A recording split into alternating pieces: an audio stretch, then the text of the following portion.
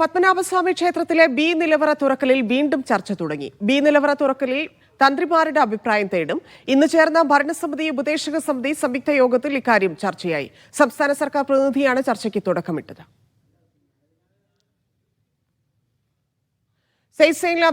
Saif വിവരങ്ങൾ.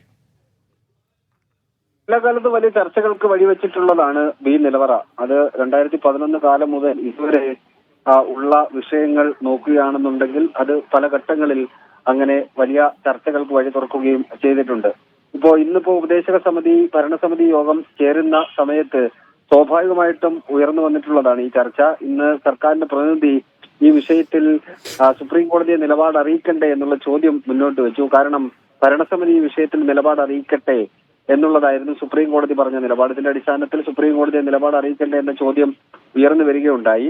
അപ്പോഴാണ് അതിനകത്ത് തന്ത്രിമാർ യോഗത്തിൽ പങ്കെടുത്തിരുന്നില്ല. തന്ത്രിമാരുടെ അഭിപ്രായം ഇക്കാര്യത്തിൽ തേടണം എന്ന പൊതു അഭിപ്രായം കൂടുതൽ പേരിൽ നിന്ന് ഉയർന്നു വന്ന പശ്ചാത്തലത്തിൽ അത് തീരുമാനമെടുക്കാതെ മാറ്റിവെക്കുകയാണ് ചെയ്തത്. ബി നിലവറ എല്ലാ കാലത്തും വലിയ ചർച്ചകൾക്ക് വഴിവെച്ചിട്ടുള്ളതാണ്. എ നിലവറ തുറന്നപ്പോഴാണ് നമ്മൾ 2011 കേട്ട പോലെ 1 ലക്ഷം കോടിയോളം രൂപയുടെ സ്വത്തുക്കൾ കണ്ടെടുത്തു എന്ന തരത്തിൽ ഉള്ള വാർത്തകൾ പുറത്തു വരികയും പത്മനാഭസ്വാമി ക്ഷേത്രം രാജ്യാന്തര തലത്തിൽ വലിയ ശ്രദ്ധയിലേക്ക് എത്തിച്ചേരുകയും ചെയ്തത്. അപ്പോഴും ബി നിലവറയെ സംബന്ധിച്ചുള്ള ചർച്ചകൾ വലിയ സജീവമായിരുന്നു.